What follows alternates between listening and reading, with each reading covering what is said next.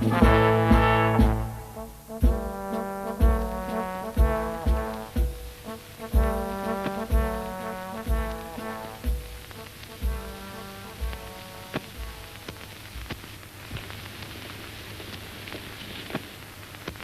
General, ich melde Ihnen mein Bataillon zur Weihnachtsfeier. Merci. Guten Abend, Herr Major. Guten Abend, Herr General. Bitte.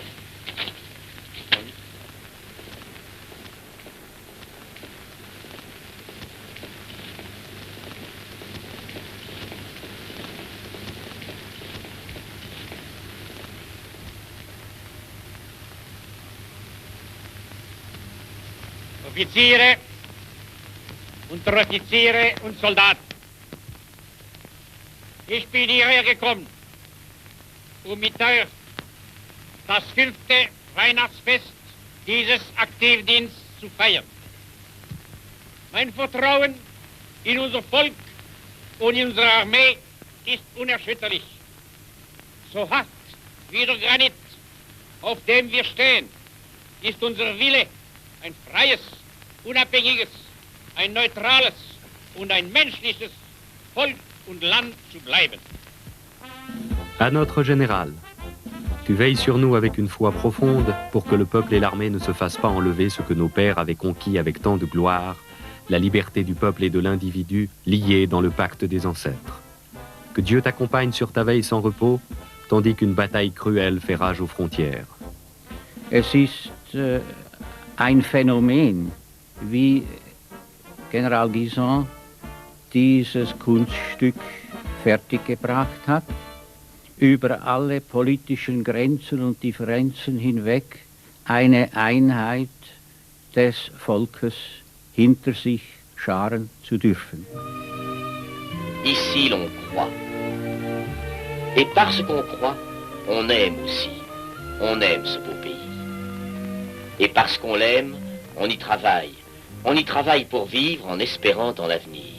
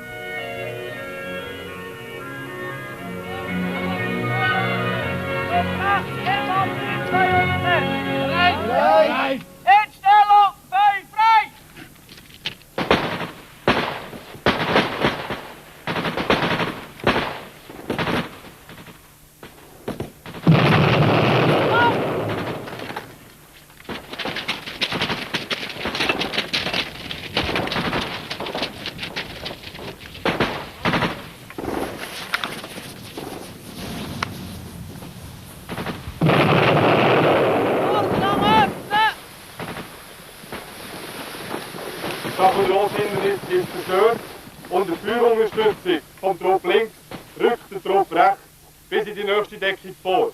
L'obstacle barbelé détruit suit l'appui de feu de l'équipe gauche, l'équipe droite avance et bondit dans le prochain couvert.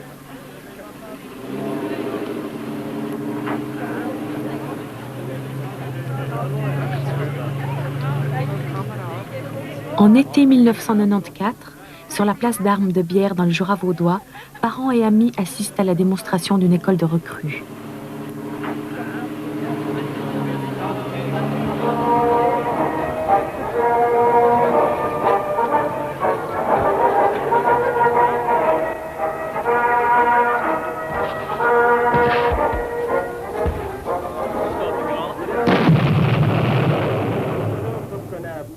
Le retardement sur les fusées vieille. Ainsi, la plus vieille, Ronde d'abord dans le sol, explose ensuite.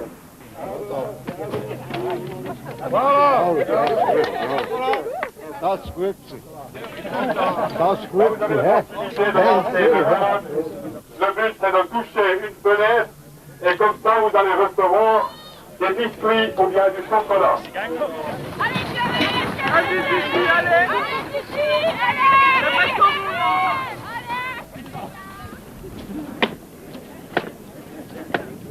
Section.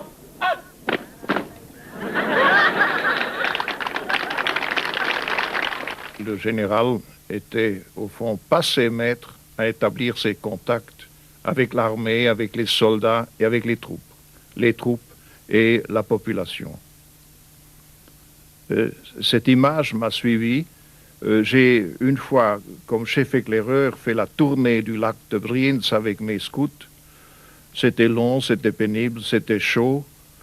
Et les plus petits n'en pouvaient presque plus. Le général passe, il nous salue. Et du coup, toute la troupe s'est mise en marche comme un seul homme. On était tellement enthousiastes que le général ait fait le signe du salut et qu'il nous ait souhaité bonne marche. Cette personnalité, ce charisme, inspirait confiance dans toutes les situations.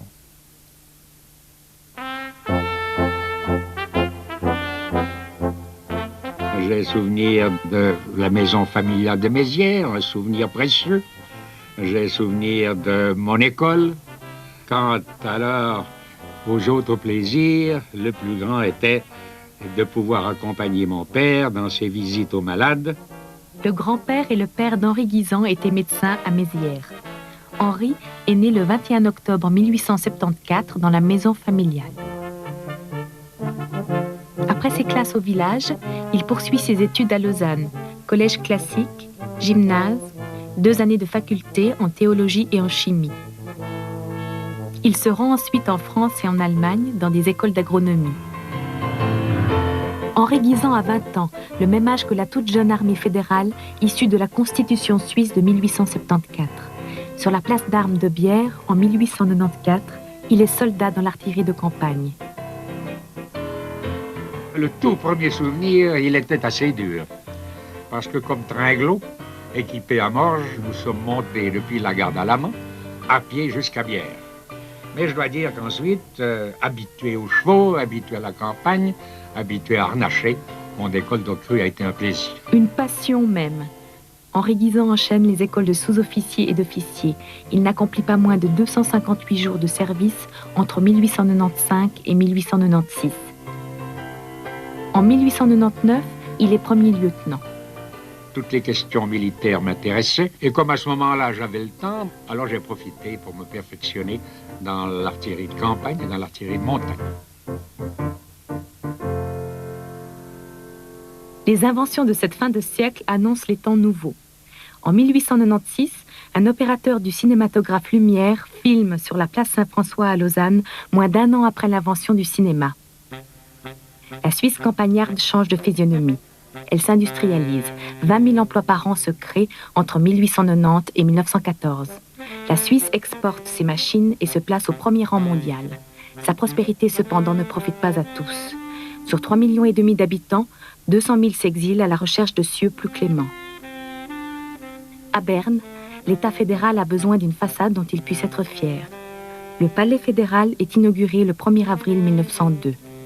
On lit dans la Gazette de Lausanne: La construction d'un palais de 8 millions montre d'une façon plus tangible encore que des textes constitutionnels que la Confédération est sortie de l'ère de simplicité où l'a tenu l'exiguïté de ses ressources.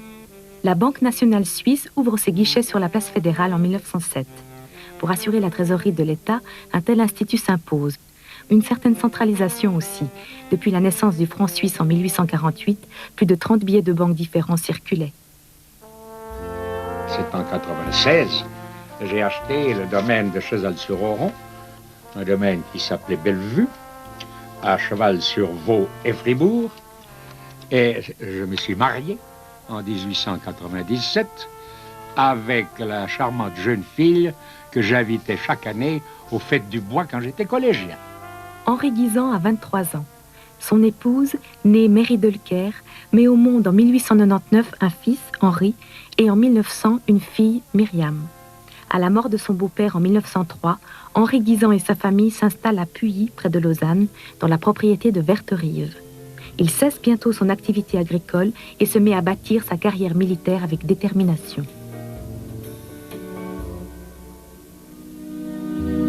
Guillaume II engage sa redoutable armée prussienne contre la Russie et la France. Les soldats s'en vont joyeux dans une guerre qu'ils pensent brève. Pour en arriver là, il a fallu l'exaltation des nationalismes, les conflits coloniaux des grands pays et un détonateur, l'assassinat à Sarajevo de l'archiduc d'Autriche. Voilà l'occasion pour l'Autriche d'abattre la Serbie. Mais cette dernière est alliée à la Russie, elle-même alliée à la France et à l'Angleterre. Quant à l'Autriche, elle a pour alliée la puissante Allemagne. Cette première guerre mondiale s'enlisera 4 ans durant. Elle causera la mort d'environ 10 millions de personnes. Au début du conflit, les troupes allemandes violent la neutralité belge et bombardent la ville de Louvain. La presse et l'opinion en Suisse romande prennent parti contre l'Allemagne, alors qu'en Suisse alémanique, elle cautionne l'invasion. On lit dans le journal lausannois Le Grutli: Nous avons honte lorsque nous voyons des journaux suisses allemands justifier les procédés de Guillaume II. Nous nous demandons avec angoisse si de nouvelles destructions vont provoquer de nouveaux applaudissements en Suisse orientale.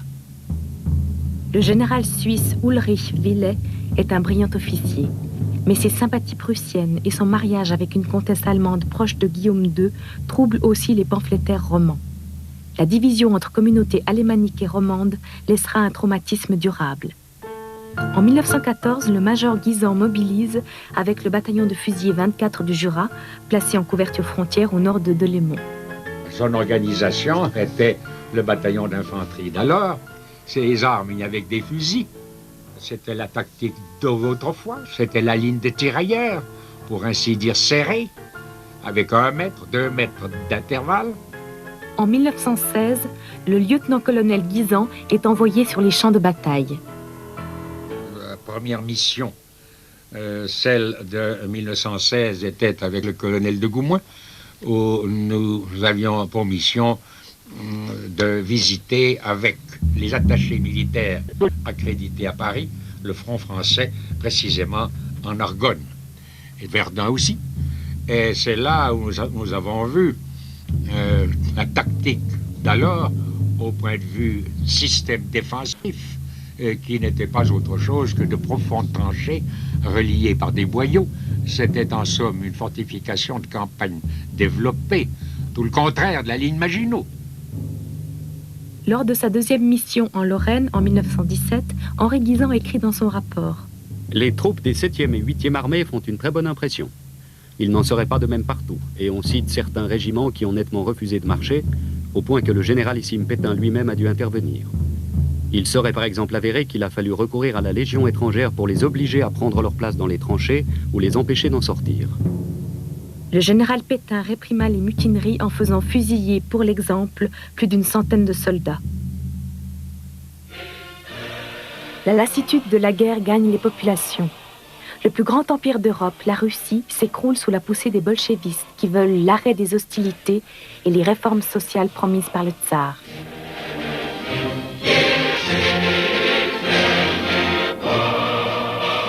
La révolution de 1917 place Lénine à la tête de l'URSS, mais elle compte aussi ses morts, 7 millions.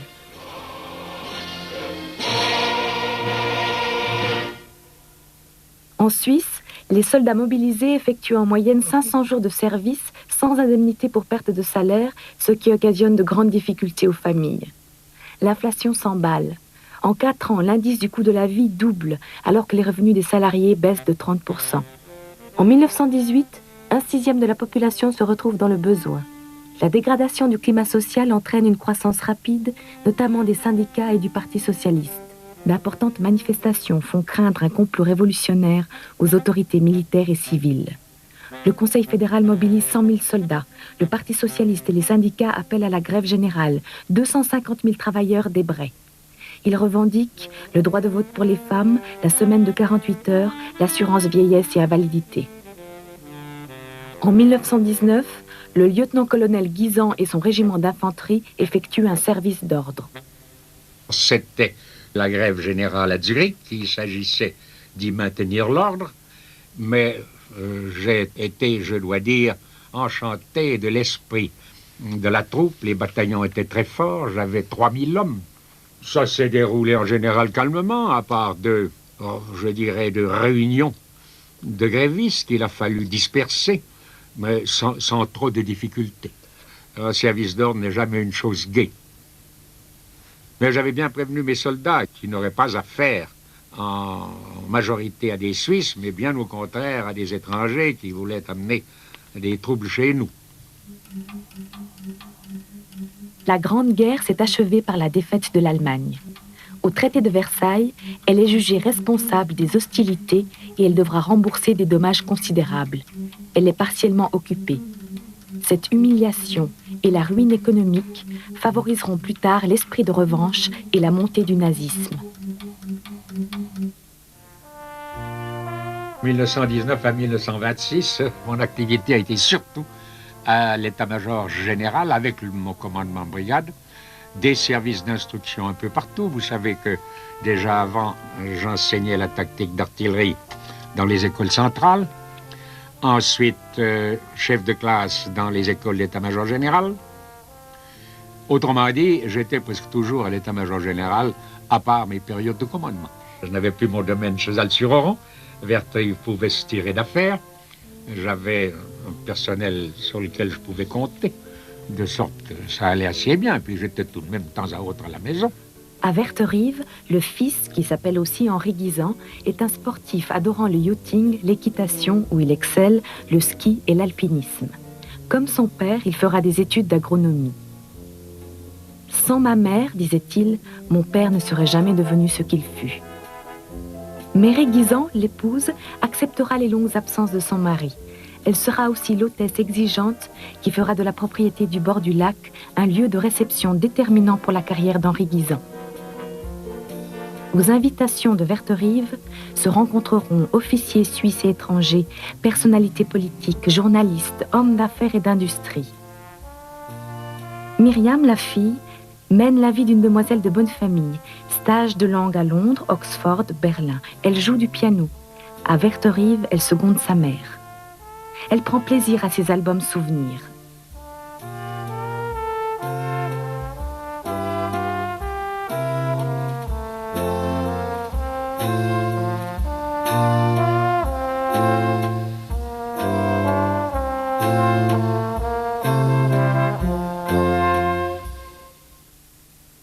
En Europe, le développement industriel a créé une classe ouvrière qui veut sa part du pouvoir. Les idées de Marx et de Lénine, la révolution soviétique l'engagent à hausser le ton. Et même si Staline, le successeur de Lénine, construit sa dictature au moyen d'une répression féroce. Le péril rouge est la hantise de la classe bourgeoise qui n'aime pas voir sa suprématie contestée. Elle applaudit volontiers le fondateur d'un nouveau système politique, Benito Mussolini. Sa solution ? L'autorité d'un chef charismatique sur une société où les classes sont maintenues à leur place respective. La Gazette de Lausanne écrit « Nous ne pouvons fermer les yeux à cette évidence que le fascisme a sauvé l'Italie. Et les socialistes de tous les pays ne s'y trompent pas qui voient dans les chemises noires leurs plus redoutables adversaires. » Henri Guisan devient colonel divisionnaire en 1927 à 53 ans. Jusqu'alors, comme milicien, il a passé plus de 5000 jours sous les drapeaux. Son nouveau grade en fait un soldat permanent, un vrai militaire de carrière. En 1932, Henri Guisan est nommé colonel commandant de corps. Il se voit attribuer le 2e corps d'armée. C'est-à-dire que je le dois au chef du département militaire, à M. Ming, qui avait jeté les yeux sur moi et qui avait désiré que je prenne un corps d'armée de langue allemande, qui était libre par la mort de son titulaire. Et alors, j'espérais toujours avoir le 1er corps, mais naturellement, j'étais content d'avoir le 2e. Et il obtient le commandement du 1er corps d'armée en 1933. À cette époque, il y a 3 corps pour tout le pays. Ainsi, le futur commandant en chef connaît-il déjà les 2/3 de l'armée.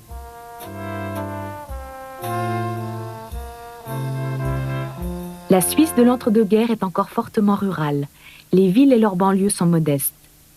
Mais le nombre des paysans ne cesse de diminuer. Dès les années 20, ils représentent moins d'un quart de la population active. Les salariés des bureaux et des usines sont déjà nettement majoritaires. Les conditions d'existence des classes populaires évoluent en dents de scie et le spectre de la misère reste très présent. Si en 1921, le chômage atteint des pointes de 10%, l'économie se redresse ensuite jusqu'en 1930.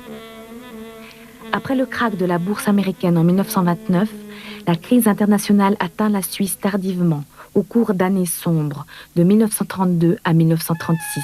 Il n'y a pas d'assurance chômage. L'assistance publique ou privée est chaotique, insuffisante.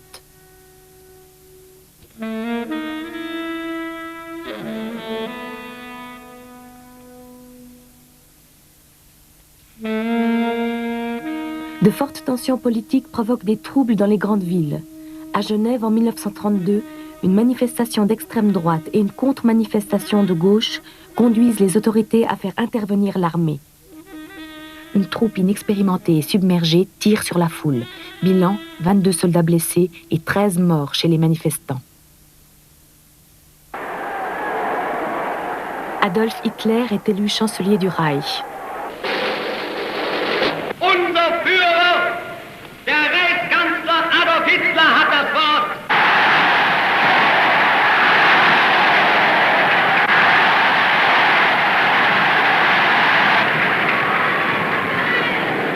In uns selbst allein liegt die Zukunft des deutschen Volkes. Wenn wir selbst dieses deutsche Volk emporführen durch eigene Arbeit, durch eigenen Fleiß, eigene Entschlossenheit, eigenen Trotz, eigene Beharrlichkeit, dann werden wir wieder emporsteigen, genau wie die Väter einst aus Deutschland nicht Geschenk erhielten, sondern selbst nicht schaffen mussten.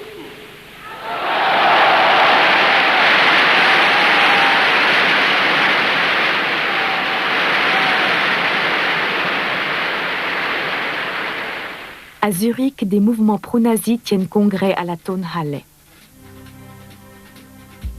Les idées fascistes et national-socialistes se répandent en Suisse avec les fronts, des groupements extrémistes comme le Nationale Front en Suisse alémanique et l'Union nationale en Suisse romande. Ils comptent quelques dizaines de milliers d'adhérents.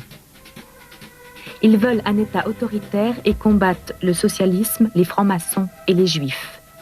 Minoritaires, ils trouveront tout de même parmi les milieux civils et militaires de nombreux sympathisants, mettant en doute les vertus de la démocratie libérale. Le commandant de corps Guisan prononce en 1934 une conférence devant plusieurs cercles d'officiers. Un même esprit doit régner dans l'armée et dans le peuple, et la même volonté de défendre le pays. Nous pourrions tirer beaucoup d'enseignements de ce qui se pratique en Italie et en Allemagne, où la jeunesse est éduquée à porter fièrement l'uniforme par une formation prémilitaire et des exercices sportifs appropriés. Une telle éducation n'a pas qu'une signification militaire. Elle exerce une profonde influence sur la vie civile et magnifie l'esprit d'ordre, le sentiment du devoir, du sacrifice et le culte de la performance. En août 1934, le commandant de corps Guisan est convié aux grandes manœuvres italiennes. Ce que j'ai vu en Italie était très intéressant pour moi, surtout étant donné les relations que j'eus avec le Duce, Mussolini. Et alors, Mussolini a été très aimable à mon égard, ou très, je dirais très gentil à l'égard de la Suisse. Et cette amitié est restée pendant toute la guerre. Il a toujours tenu à ménager notre pays. Je crois que, je n'en sais rien officiellement, mais je crois que très souvent, il s'est opposé vis-à-vis de son camarade Hitler à toute attaque contre nous.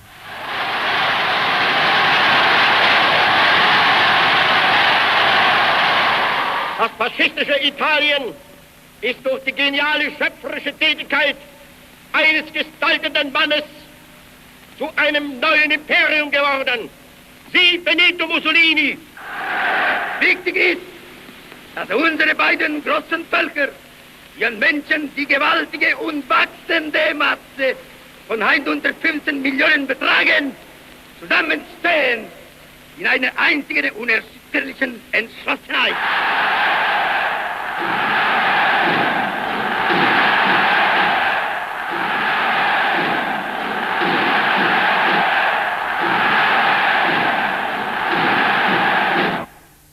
Rudolf Minger, le chef du département militaire fédéral, mène depuis 1930 une véritable croisade en faveur de la réforme de l'armée. Le Conseil fédéral, préoccupé par l'état vétuste du matériel militaire, souscrit en 1936 un emprunt public pour le moderniser. De la campagne à la ville et jusqu'aux enfants des écoles, toute la population suisse cotise. Elle offre à la Confédération un tiers de plus que l'emprunt souhaité, soit la somme incroyable de 3 milliards de nos francs. Face à la menace des États totalitaires voisins, le Parti socialiste suisse, jusqu'alors farouchement antimilitariste, se rallie à la défense nationale. En 1937, syndicats et patronat de la métallurgie signent une nouvelle convention, bien connue sous le nom de paix du travail. Elle prévoit le règlement des conflits par la négociation et exclut le droit de grève. Le climat politique menaçant, au-delà des frontières, favorise la cohésion nationale.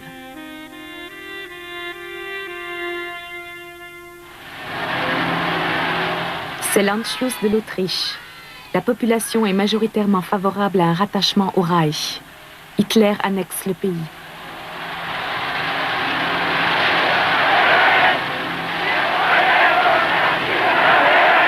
Dieses Land und dieses Volk kommt nicht zum Reich in einer demütigenden Rolle. Ich selber führe euch ein. La forte minorité allemande des Sudètes en Bohême revendiquait son appartenance au Reich. En 1938, à la conférence de Munich, la France et l'Angleterre accordaient ce territoire à l'Allemagne. Hitler occupe toute la Tchécoslovaquie. En été 1939, la Suisse officielle a confiance en elle. Elle croit à ses paysages inaltérables, à ses traditions montagnardes et paysannes, garantes de la force spirituelle du pays. Elle croit à son avenir, à l'ingéniosité de son industrie. Elle encourage le sentiment patriotique partout où il peut se manifester. Sur les bords du lac de Zurich, la Landi, l'exposition nationale, montre aux Suisses et aux étrangers l'optimisme du pays. Les visiteurs répondent par l'enthousiasme. Ils sont plus de 10 millions à venir entre mai et octobre. De tous les cantons, presque tous les Suisses font le voyage à Zurich.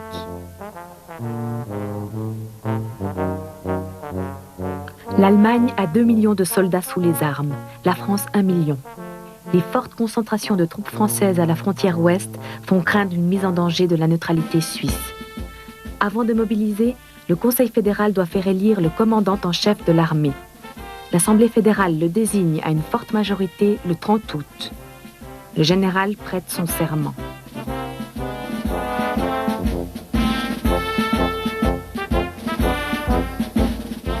La Suisse est bien préparée à une levée des troupes.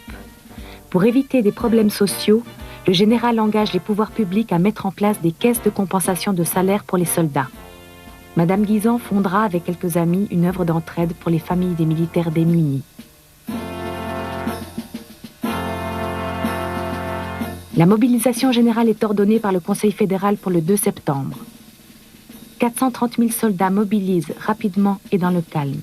Le chef de l'état-major de l'armée Labarthe écrira plus tard « Les crédits relativement élevés, accordés peu avant la guerre pour l'amélioration et le renforcement de l'armement, n'avaient pas encore été convertis en armes. Surtout, les moyens de défense contre avions et anti-chars manquaient. L'artillerie disposait en partie de pièces désuètes du siècle dernier. » Le général dut constater que son encadrement direct ne répondait pas à son attente. Quant à mon entourage personnel, aux aides attribuées à ma personne, il fallait tout créer. Les Boy Scouts de la ville de Berne, de service à l'hôtel Bellevue où j'avais provisoirement pris mes quartiers, m'ont été des plus utiles.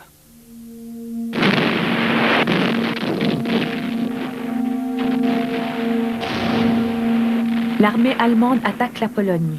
Staline, qui vient de signer un pacte de non-agression avec Hitler, y lance aussi ses troupes. La Pologne est submergée en un mois par l'Allemagne et l'URSS qui se partagent le pays.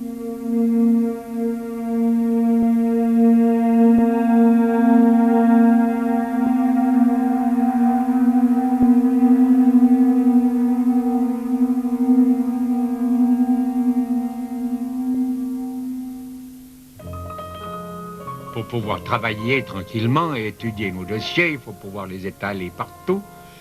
Et il faut avoir la tranquillité d'esprit qu'on n'a pas dans une ville. Et c'est la raison pour laquelle j'ai demandé à l'état-major, au chef d'état-major, d'enlever l'état-major de l'armée de Berne le plus vite possible et de le mettre à la campagne. Je suis campagnard. J'aime la campagne. Dès les premiers jours de septembre, le général installe son bureau et son logement à Spitz, au bord du lac de Thun, dans un petit chalet, comme il le disait, la Villa Olvido, propriété des diaconesses de Berne. L'état-major de l'armée occupe un grand hôtel de la localité qui s'avère toutefois trop exposé aux bombardements éventuels. Il va devoir chercher un autre lieu. Le général Guisan n'est pas un stratège. Il n'a pas, disons, la réputation militaire d'un Jomini ou d'un général Dufour. C'est un homme simple, aux idées droites, qui n'imagine pas, mais qui reçoit, disons, des autres, des avis, qui les écoute, puis qui décide et applique ensuite avec fermeté ce qu'il a décidé. Cela, le peuple le sentait. Un homme à la conduite droite, un homme qui suivait jusqu'au bout sa volonté de maintenir l'indépendance dans la neutralité. Dès la mi-octobre, l'état-major de l'armée prend ses quartiers à Langnau, tandis que le général choisit le château de Gumligen à 25 km. Il y constitue son état-major personnel, une structure que l'organisation de l'armée ne prévoit pas. Cette création d'un nouvel état-major ne plaira guère à la hiérarchie de l'armée. Il s'entoure de jeunes officiers qui lui sont dévoués, comme le lieutenant-colonel Gonard, un expert en stratégie, ou le major Barbet, chargé de rédiger toutes ses communications. Cette équipe fidèle prépare les dossiers, coordonne les relations, tant avec l'état-major de l'armée et son chef, qu'avec les autorités politiques et civiles. Elle apporte habilement au général une autonomie dont il n'aurait pas disposé sans elle.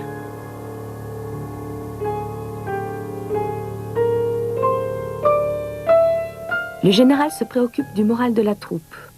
La propagande du Reich, par sa presse et sa radio, est alors très active. Le général, conscient des enjeux de l'information, crée un service qui utilise conférences publiques, émissions de radio, films, destinés aussi bien à la troupe qu'à la population. Notre service d'armée et foyer a, je dirais, a beaucoup influencé le moral de la population. Cela est important parce qu'il faut que le soldat, sous les armes, entende, quand il rentre chez lui en congé, exactement la même chose que ce qu'il a entendu de son chef de compagnie sous les drapeaux. Le service complémentaire féminin est constitué en février 1940. De nombreuses femmes répondent aux appels d'enrôlement. Chaque année, 3000 d'entre elles seront mobilisées en permanence. Par le biais de la Croix-Rouge, il y aura aussi 10 000 infirmières incorporées dans l'armée.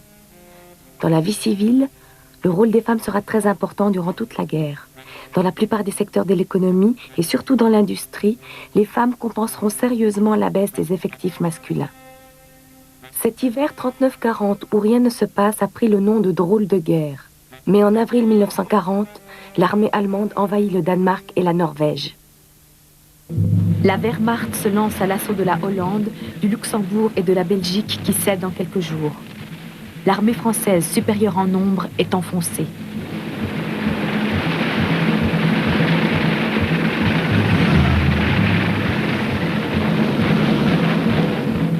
Une deuxième mobilisation générale est ordonnée pour le 11 mai. Notre armée est prête à accomplir son devoir sur chacune de nos frontières. Avec la dernière énergie, elle défendra l'indépendance du pays contre tout agresseur, quel qu'il soit.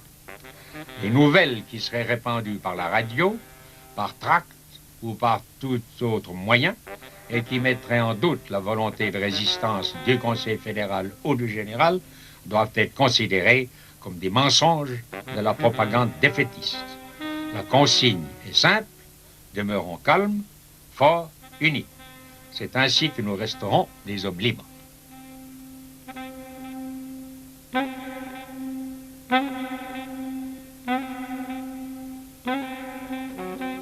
Les transports de cette deuxième mobilisation sont perturbés par d'importants mouvements de population civile des classes aisées. Il faut bien dire qu'il y eut une certaine panique dans la région nord et, je dirais, orientale de notre pays, puisque ce fut un exode vers le sud et l'ouest du pays, page peu glorieuse de notre histoire. Tous les appartements dans l'Oberland bernois et dans la région de Montreux avaient été retenus. On s'attendait vraiment à une attaque.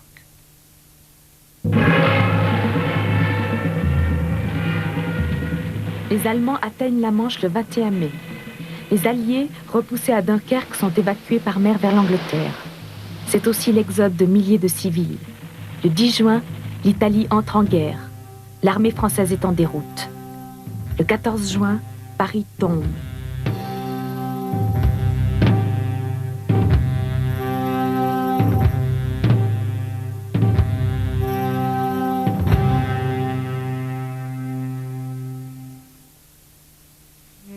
Je me suis rendu à la frontière et j'ai assisté à l'entrée du 45e corps français. C'était la 2e division polonaise, la 67e division française et la 2e brigade de Spahis, qui a fait beaucoup d'impression chez nous, étant donné cette spécialité africaine.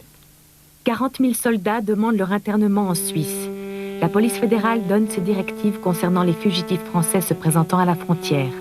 Les militaires seront désarmés et internés par les soins de l'armée. Les fugitifs civils seront refoulés, à l'exception des femmes, des enfants jusqu'à l'âge de 16 ans, des hommes de plus de 60 ans et des invalides. Le 17 juin, le maréchal Pétain prend en main les destinées de la France et s'apprête à accepter les conditions d'armistice de l'Allemagne. Le 18 juin, le général de Gaulle lance depuis Londres son appel de ralliement à la France libre. Le 18 juin, à La Cure, dans le Jura vaudois, un premier lieutenant d'une compagnie frontière écrit une nouvelle page de son journal personnel. Toute la journée, les fugitifs se sont présentés à la douane. Le soir, tout est calme. Les douaniers sont rentrés chez eux, les soldats sont à la pause. 21h20. Un ronflement très atténué de moteur venant de la route de la Faucille retient l'attention des hommes. En dépit de la pénombre, leurs yeux distinguent bientôt une forme de véhicule qui fait penser à des autoblindés. Tous cherchent à reconnaître l'état civil des arrivants. Les yeux ont au fait de discerner sur les flancs des machines, blanche sur fond noir, la croix gammée. 21h30, les premiers lieutenants Despont et Roth gagnent rapidement le trottoir triangulaire que forme la frontière. Et comme ils y parviennent, les occupants des blindés allemands s'alignent sur un rang devant la barrière frontière bordée d'un drapeau à la croix fédérale. 120 saluts nazis ou des Heil Hitler déplacés, le détachement allemand prend la position et salue nos couleurs. 21h35. Seuls les barbelés retiennent les soldats du Troisième Reich de fouler le sol helvétique. Le temps pour nous de repérer le chef et de reconnaître si possible le grade, que déjà un soldat du Reich prend la position et s'annonce. Erlauben Sie, Herr Oberleutnant, Leutnant von Sichart. Hier sind wir doch in La Cure. Es ist doch richtig, oder? Et de déplier une carte et de pointer rapidement l'endroit où nous nous trouvons. Nous demandons alors à l'officier allemand la faveur d'examiner de près la carte qu'il tient entre les mains. Elle est à l'échelle de 1/80 millième et mesure 120 sur 160 cm. En lettres immenses, au-dessus du cadre, est gravé le titre Nancy-Berne. Le moindre tronçon de route utilisable pour les autos blindés est marqué, comme nous avons pu l'établir pour le secteur La Cure-Nyon-La Côte. Pour donner le change, le premier lieutenant Roth demande. Von wo kommen Sie denn? Avec un certain cynisme, l'officier répond. Von Paris. So, Sie haben doch nicht heute Paris verlassen? Nein, jetzt kommen wir von Saint-Claude über den Col de Mijou. Eine sehr gute Straße. Aber kalt ist es hier im Jura. Wollen wir nicht eine Tasse heißen Kaffee zusammen trinken? Cette intempestive invitation désoriente l'esprit timoré des deux officiels helvétiques subalternes. Les ombres de leur chef, commandant de compagnie, commandant de bataillon, commandant de régiment et celles surtout de leur commandant de brigade les paralysent. Toutefois, le premier lieutenant Roth reprend la parole. Unser Hauptmann ist von Ihrer Anwesenheit benachrichtigt. Wird bald hier sein. Sicherlich wird Sie zu einem Café einladen.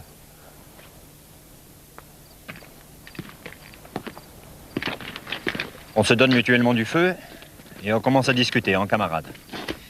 Notre curiosité étant plus forte que notre prudence, nous demandons au lieutenant allemand de nous montrer ses autos blindés. Et nous voici officiers, sous-officiers et soldats suisses sur territoire français examinant des machines allemandes. 21h50. Derrière notre dos, des conjurations désolées. Des grincements de dents et des sommations se font entendre. C'est l'adjudant Devantet, chef du poste de douane, qui se voit déjà au peloton d'exécution pour avoir laissé filer sur sol français des grévaires suisses. Contre nos barbelés, l'adjudant Devantet avait établi un cordon douanier imposant en le piquetant de tous ses hommes disponibles.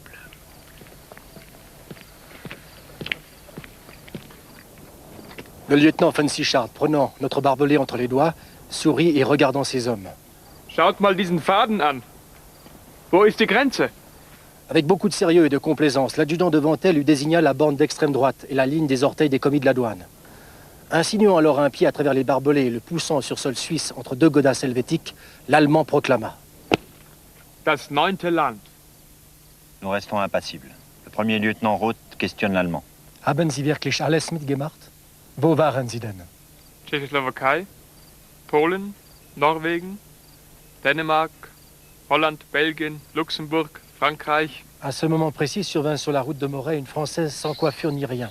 Paraît que les Boches sont là. Que vais-je devenir? Coup de théâtre. Le lieutenant von Sichart, qui jusque-là s'était toujours exprimé dans sa langue maternelle, répond courtoisement en un français impeccable. Oui, madame, nous sommes là. Mais je ne vois pas ce que vous avez à craindre. Retournez chez vous. Il ne vous arrivera rien, je vous en donne ma parole. Bon, alors je me rentre. Bien le bonsoir à tous. Et elle s'en retourna sans s'inquiéter davantage. Dans les voitures, les tireurs sont aux pièces, prêts à faire feu. À quelques centaines de mètres, le fort des Rousses demeure silencieux dans les ténèbres. Une seule rafale de mitrailleuse anéantirait, sans distinction de race, tous les acteurs de cette imprévisible mise en scène nocturne. Comme von Sichart fait mine d'entrer à l'hôtel franco-suisse pour s'y ravitailler, notre commandant lui fait remarquer que le restaurant est sur Suisse et qu'il ne peut y pénétrer. Mais l'officier allemand, qui est au courant du fait, lui fait remarquer à son tour que la frontière passe au milieu du café. Pour éviter tout conflit, le capitaine lui offre une consommation sur la terrasse, qui se nomme, côté français, Hôtel Arbet. Durant une petite heure, on déguste le café, car ces guerriers-là ne consomment pas d'alcool. En revanche, ils fument beaucoup. Et le Herr Leutnant détient dans son auto de commandement un magasin de tabac richement assorti. À 23h10, subitement un appel TSF interrompt la conversation. Von Sichart reçoit l'ordre de rejoindre Saint-Claude. Sans préambule, il s'annonce partant.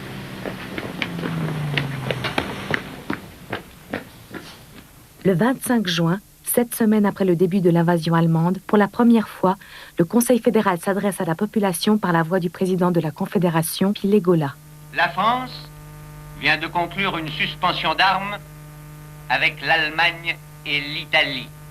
Quelle que soit la tristesse qu'éprouve tout chrétien devant les ruines et les deuils accumulés, c'est pour nous Suisses un profond soulagement de savoir que nos trois grands voisins s'acheminent vers la paix. Nous avons dû démobiliser le 7 juillet une grande partie des troupes, précisément pour satisfaire aux besoins de l'économie nationale, aux besoins de la campagne et aux besoins de l'industrie. Le général demande au gouvernement si la mission de l'armée est toujours valable. Il obtient une réponse affirmative. Il organise alors un rassemblement militaire original fixé au 25 juillet. Der Tag hat am Vortag angefangen, wo mich mein Chef aufs Büro geholt hat und mir eröffnet hat, dass ich morgen in Luzern sein am Morgen und auf das Dampfschiff Stadt Luzern steigen. Da sind sämtliche höheren Kommandanten von der Schweizer Armee da miteinander zusammen auf dem Schiff mit dem General und fahren aufs Rütli. Und dort wird ihnen der General eine Rede halten. Es ist absolutes Geheimnis, darf niemand nichts wissen davon. Und hat mir also mit allen guten Ermahnungen entlassen. Und ich bin nach Luzern gefahren und habe eine billige Wirtschaft gesucht, das Hotel in der Mostrosen, das war so ein Knechtenrestaurant. Und bin dort, habe dort ein Zimmer genommen und bin mit meiner Fotoausrüstung dorthin gekommen. Die habe ich in einer Handorgelschachtel rein gehabt. Es hat damals noch keine so Bereitschaftstaschen gegeben, wie man sie heute hat. Man hat das selber irgendwie organisieren.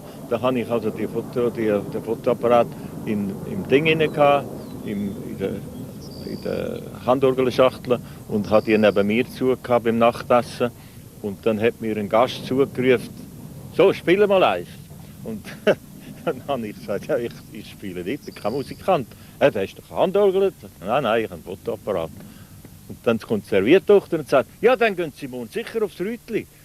Und dann bin ich natürlich aus allen Wolken gefallen, dass die Serviertochter hat da mein dickes Geheimnis hat sie schon gewusst. Das war also Stadtgespräch, das mit dem besonderen Geheimnis ist dann nicht weit her. Le général a réuni plus de 400 officiers des troupes combattantes. Le Rütli a été choisi par son état-major personnel, bien évidemment pour sa valeur symbolique. Durant une demi-heure, le général s'adresse en français aux officiers. Le texte du discours n'a pas été conservé. D'après des témoignages, le général a mis l'accent sur l'encerclement de la Suisse. Il a moins souhaité transmettre des directives que marquer les esprits en affirmant sa détermination et par conséquent celle de l'armée de tenir sur tous les fronts. Meine Fotos habe ich sehr rasch verarbeiten. Und das Pressebüro hat gesagt, dass die wir möglichst weit streuen. In möglichst vielen Zeitungen müssen die erscheinen. Und das war nicht einmal so einfach gewesen. Man hat sogar die Zürich-Zeitung, wo ja so eine hochoffizielle, rechtsstehende Zeitung, hat ein paar Tage gewartet, bis sie nur die Fotos gebracht hat. Dabei haben wir heute, ist das möglich, dass man den Rütli-Foto so lange in der Schublade drin hat. Aber das ist eben erst, hat seine Wichtigkeit erst mit der Zeit bekommen. Les diplomaties allemandes et italiennes réagissent sans tarder au premier communiqué de presse. Si quelque chose pouvait inciter les puissances de l'Axe à réviser l'attitude qu'elles ont à l'égard de la Suisse, ce seraient des manifestations déplacées, comme celle du général. Déclare l'ambassadeur allemand à Berne, Köcher. Le conseiller fédéral Etter rédige une note d'apaisement. Le général a affirmé de la manière la plus nette qu'il n'avait eu aucune intention de prendre position contre tel ou tel de nos États voisins. En Suisse, le moral des troupes et de la population civile reste plutôt défaitiste. Mais avec son discours du 1er août, le général marque durablement les esprits en reprenant le mot « résistance ».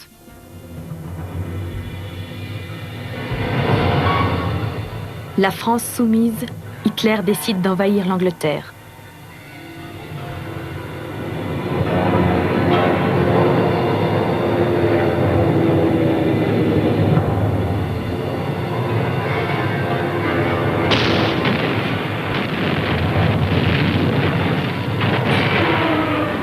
Durant plusieurs mois, le Premier ministre Churchill oppose une résistance héroïque à l'offensive aérienne qui devait précéder le débarquement allemand.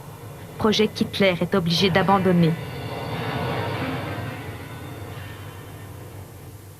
En juin, les Allemands découvraient que le général avait établi dès 1939 des contacts secrets avec l'armée française. Cette démarche menée à l'insu du Conseil fédéral permettait à l'Allemagne de mettre en doute la neutralité de la Suisse et de dénigrer le général. Dès août 1940 et durant près d'une année, le général écrit aux conseillers fédéraux Minger, Pilegola et Vetter pour leur proposer l'envoi d'une ambassade extraordinaire auprès du Reich, conduite par un homme nouveau. Le professeur Burkhardt, membre du CICR, connaît personnellement le Führer et le maréchal Göring. Il pourrait aborder des questions d'échange culturel et de collaboration entre la presse des deux pays. Le général ne reçoit aucune réponse des conseillers fédéraux. À propos de cette demande insistante, l'historien Willy Gautschi s'interroge. Qu'est-ce qui peut avoir poussé Guisan, l'homme qui incarnait l'esprit de résistance nationale aux yeux de tous, à vouloir faire un pas dans le sens de l'adaptation? L'historien constate qu'avec cette démarche, le général se rapproche de la méthode politique bien souvent reprochée à Pilegola, de la résistance par l'adaptation. Au 12e mois de notre service armé, l'avenir reste lourd d'inconnus.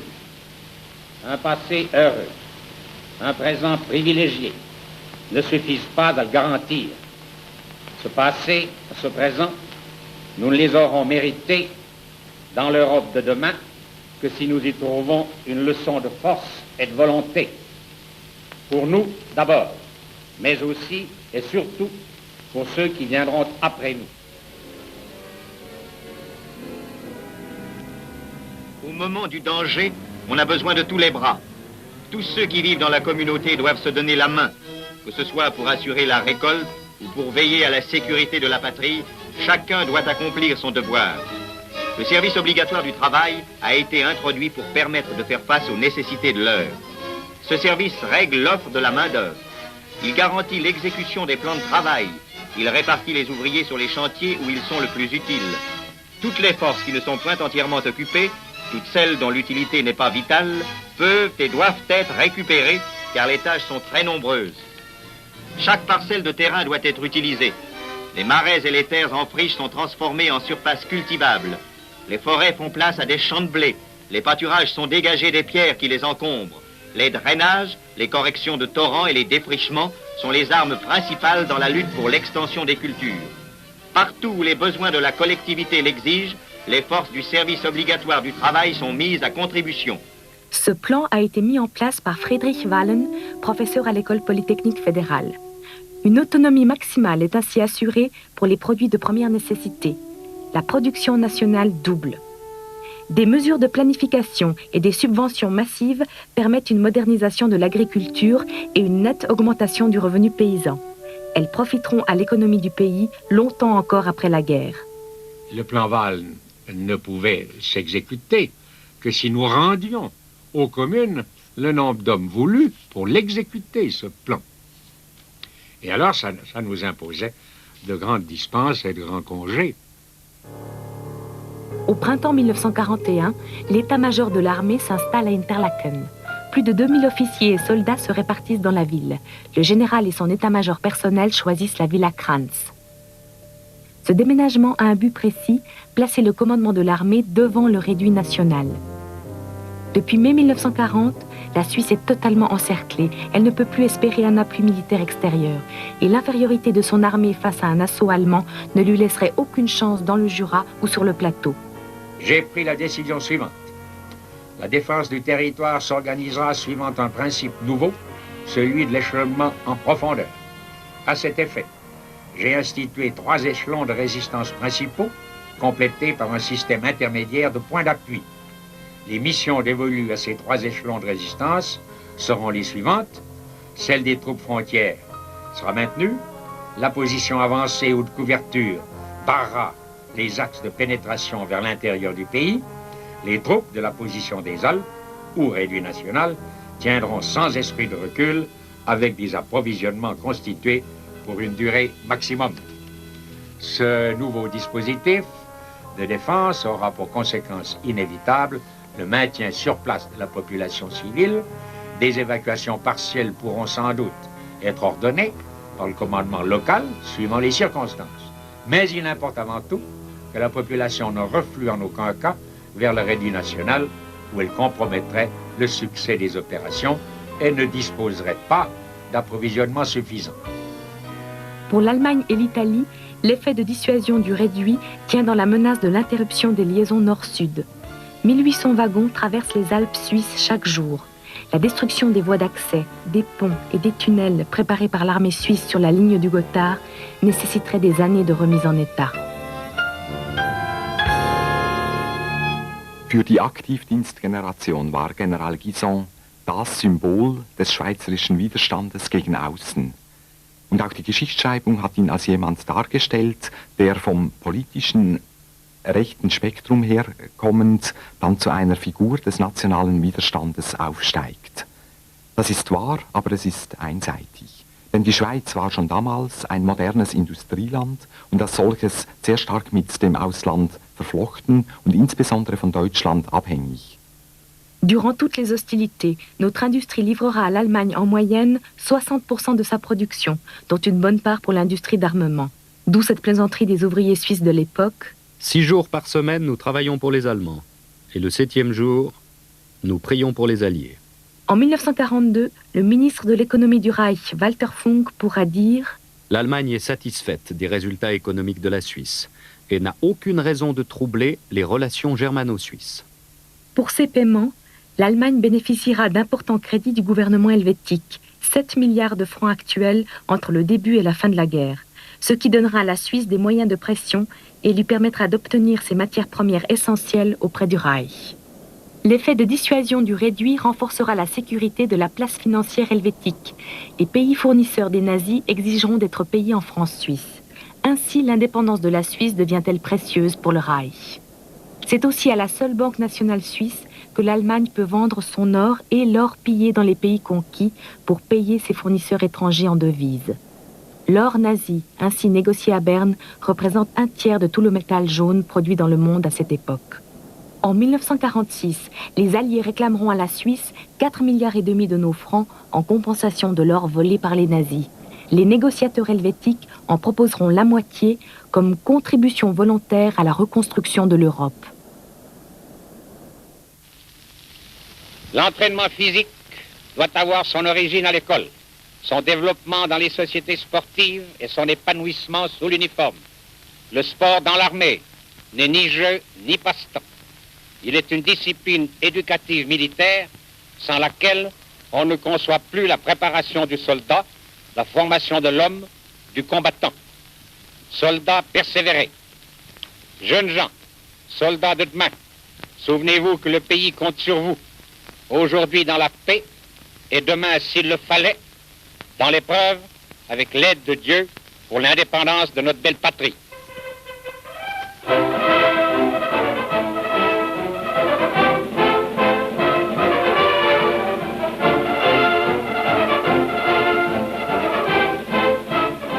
Guisan a entretenu sa popularité, il l'a aimé et par conséquent, je dirais qu'il a su trouver les mots, les gestes, les attitudes qui, effectivement, l'ont rendu populaire.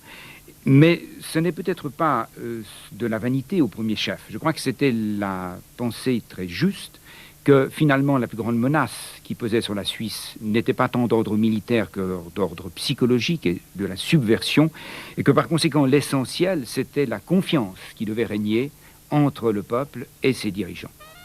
Dans le répertoire de l'état-major personnel du général sont inscrites près de 700 visites civiles, soit une moyenne de plus de 2 voyages par semaine à travers la Suisse.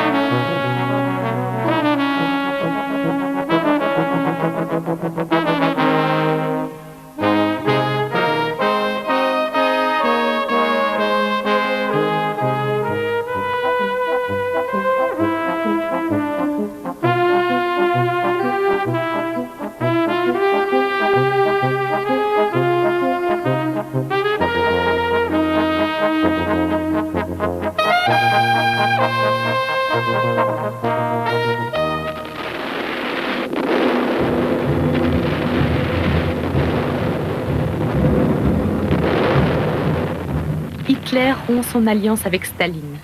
L'Allemagne attaque l'URSS.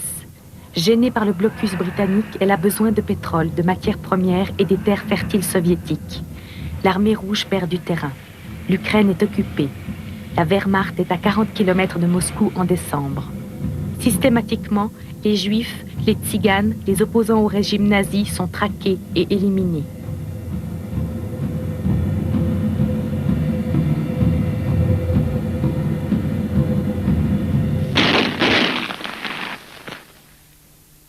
Dès l'invasion de la Pologne en 1939, le ghetto de Varsovie a été fermé par les nazis, sa population affamée. Ces images ont été filmées par le service de propagande du Reich.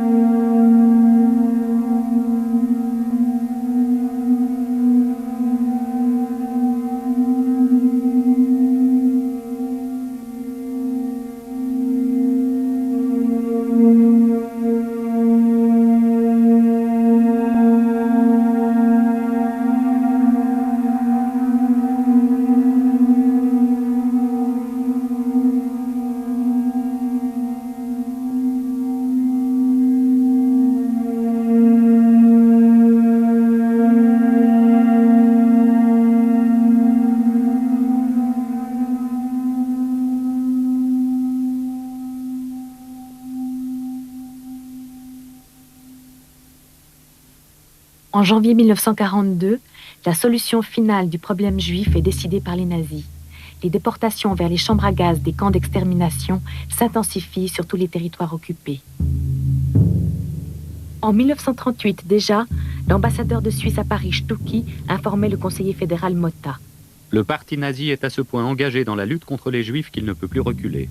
Alors, si aucun pays n'est prêt à les accepter, les Juifs qui restent en Allemagne se dirigent tôt ou tard vers leur total anéantissement.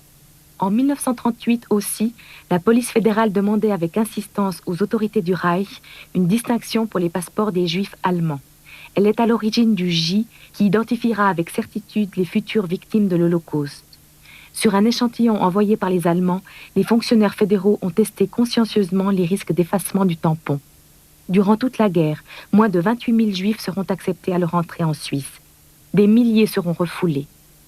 En août 1942, le chef de la police fédérale Rothmund donne l'ordre de fermer complètement les frontières aux réfugiés civils. Cette mesure suscite l'indignation d'une partie de la presse et de la population.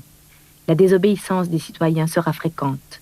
Mais les autorités cantonales et fédérales ont la hantise de la surpopulation étrangère.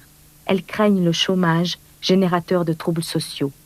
S'adressant à la société pastorale suisse, le général déclare: Je comprends fort bien que nous obéissions à des raisons venant du cœur, mais il faut avant tout tenir compte, pour résoudre cette question, de la sécurité du pays. Le conseiller fédéral von Steiger affirme en 1942 que la barque est pleine.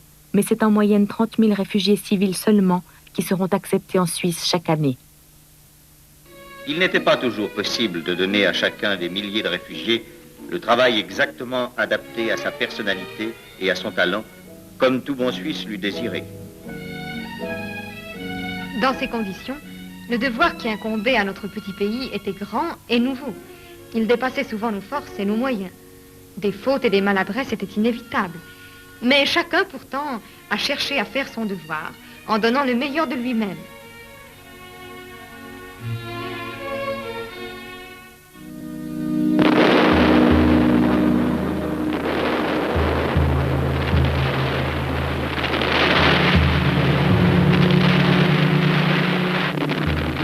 L'armée rouge déclenche une puissante contre-offensive. Hitler interdit toute retraite allemande. Ses troupes subissent de terribles pertes.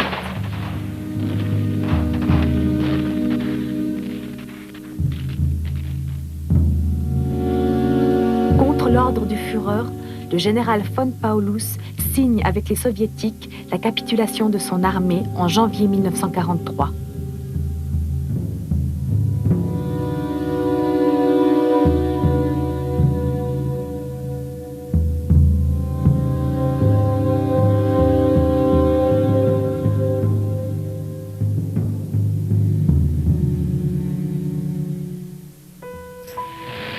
Les Alliés attaquent en juillet la Sicile et l'Italie, considérées comme le point faible de la défense de l'Axe.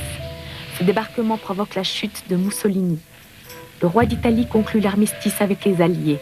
Les Allemands désarment l'armée italienne, occupent Rome et l'Italie du Nord. Ils résistent si chèrement que les Alliés ne s'empareront de la capitale que le 4 juin de l'année suivante.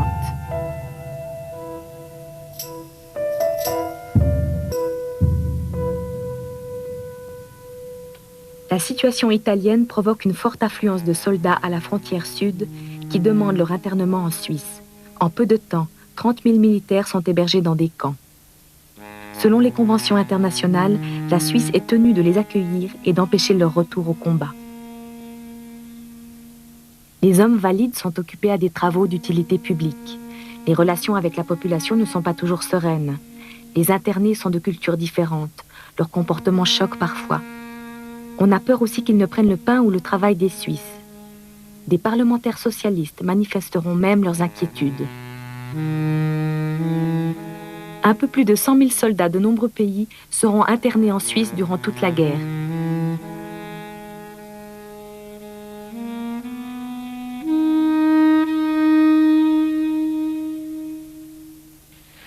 Une formidable armada débarque sur les côtes de Normandie. Les Alliés parviennent à forcer le front allemand en juillet. À Paris, la résistance, avec l'appui des forces françaises libres, libère la ville le 25 août.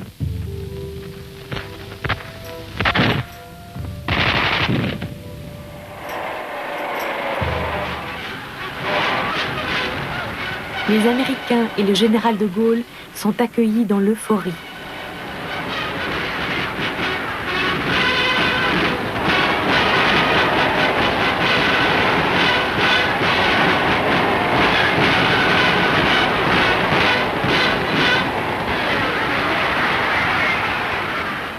Le 15 juin, une nouvelle mobilisation partielle est ordonnée pour protéger les frontières ouest et nord de toute violation.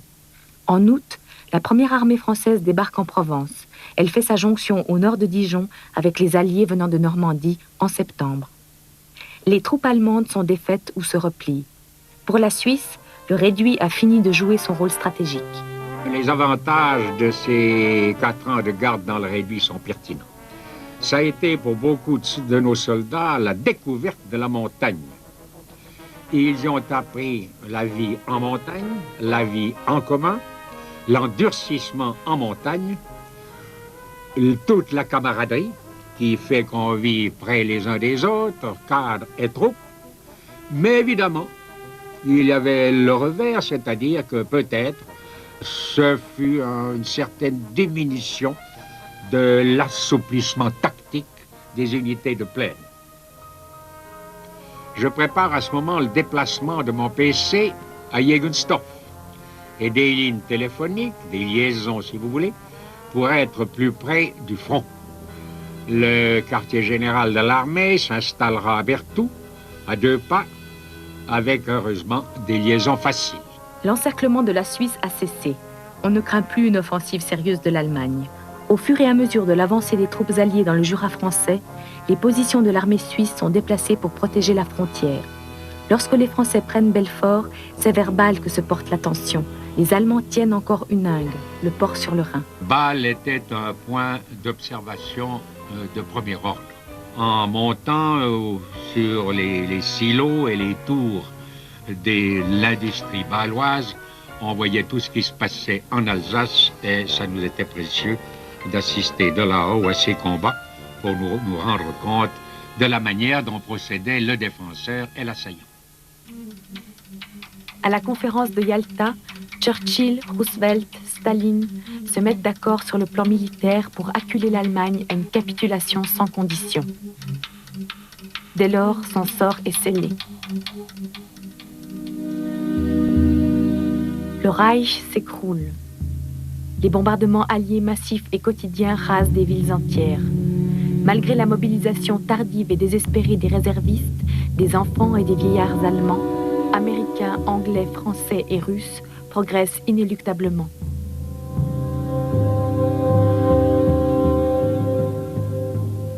Au moment où la guerre approche de son terme, je vous en avertis. Pour que ce long effort porte ses fruits, aucun relâchement n'est admissible.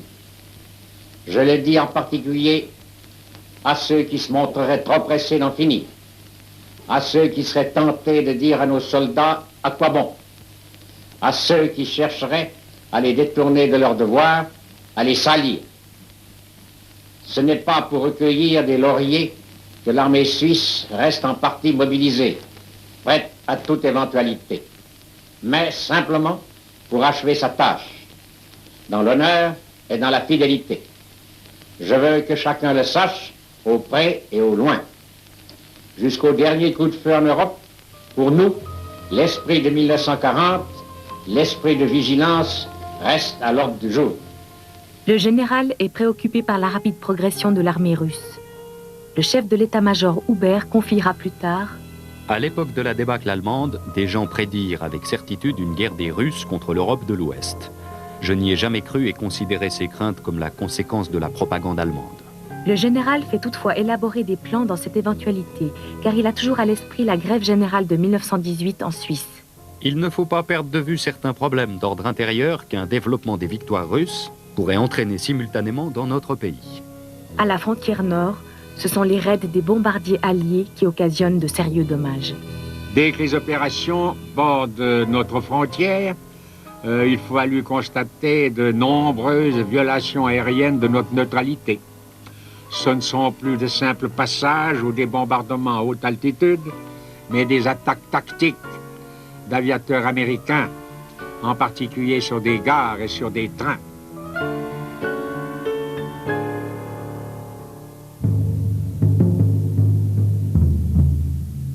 Près de Milan, Mussolini est exécuté par les maquisards communistes.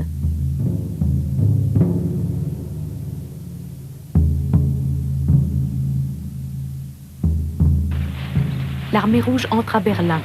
Hitler se suicide, l'Allemagne est à bout. L'amiral Dönitz, successeur d'Hitler, capitule. Comme convenu à Yalta, l'Allemagne sera divisée en 4 zones d'occupation, américaine, anglaise, française, russe.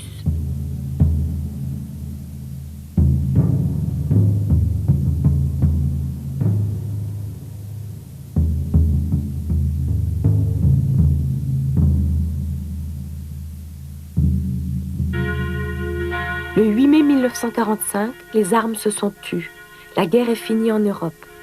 Au château de Jegenstorf, le général réunit son état-major personnel. Soldats suisses, avec tes camarades, avec tes chefs et ton général, remercie Dieu d'avoir épargné notre pays. Car c'est à lui, d'abord, que nous devons ce destin miraculeux. Je puis te dire aujourd'hui ma satisfaction et ma fierté. Tu es demeuré ferme à ton poste, fidèle à ton serment, tu as bien mérité de ton pays. Le 26 juin, 51 pays fondent l'Organisation des Nations Unies. Les 6 et 8 août, pour faire capituler le Japon, les États-Unis larguent les 2 premières bombes atomiques sur Hiroshima et Nagasaki. 2 villes sont rayées de la carte, et 100 000 morts sont ajoutés aux 50 millions du deuxième conflit mondial. Le 19 août, le général prend congé de l'armée sur la place fédérale à Berne. Ces drapeaux, rassemblés devant moi, sont l'éloquent témoignage de cette unanimité vécue de la nation et de sa volonté de défendre notre sol. La solidarité qui nous a soutenus pendant la guerre doit demeurer notre force dans les années qui viennent. Le passé est une leçon et un gage pour l'avenir.